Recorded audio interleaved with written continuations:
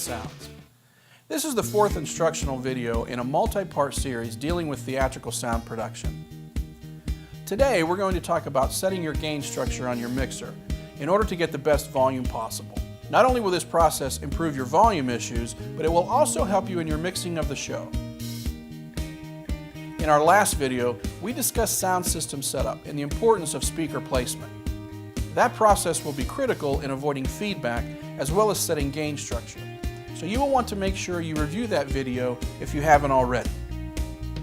Setting your gain structure is a pretty simple method, but it's something that's overlooked by a lot of folks running the soundboard. And it doesn't really matter whether your board is analog or digital, the process is still the same. Of course, we are assuming that you're using wireless microphones for your production and that you have some experience with them already.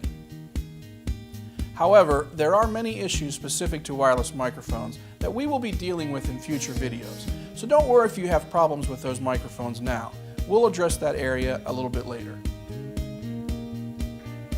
Okay, so we're at the mixing console and ready to start making sound. I will mention that if you tackle this process before the first rehearsal, it will save you a ton of time later.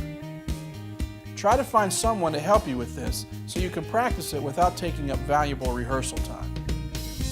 You'll be glad you did. I also want to mention that we will deal with EQ'ing the channel in another video, so don't worry if you have some problems that you don't know how to correct. We'll deal with those problems at a later date. Now, the first thing you want to do is make sure that all of your faders are down completely and that all of the gain or trim knobs are turned as far counterclockwise as possible.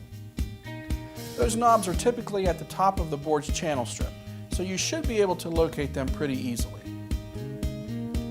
Once you have someone put on a microphone, have them stand somewhere on stage.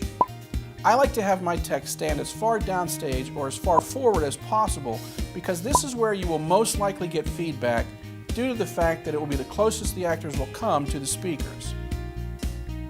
If you get enough volume with the actor in this location, you should be in great shape. Have them begin to speak and make sure that they are projecting their voice appropriately. Talking as if they're sharing a secret with someone next to them isn't going to cut it. They need to project clearly and with some volume.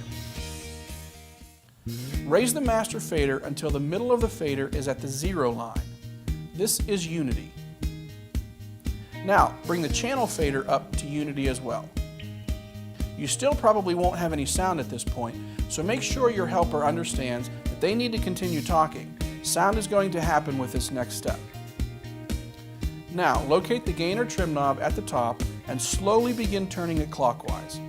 You should start to hear the microphone coming through the speakers at some point.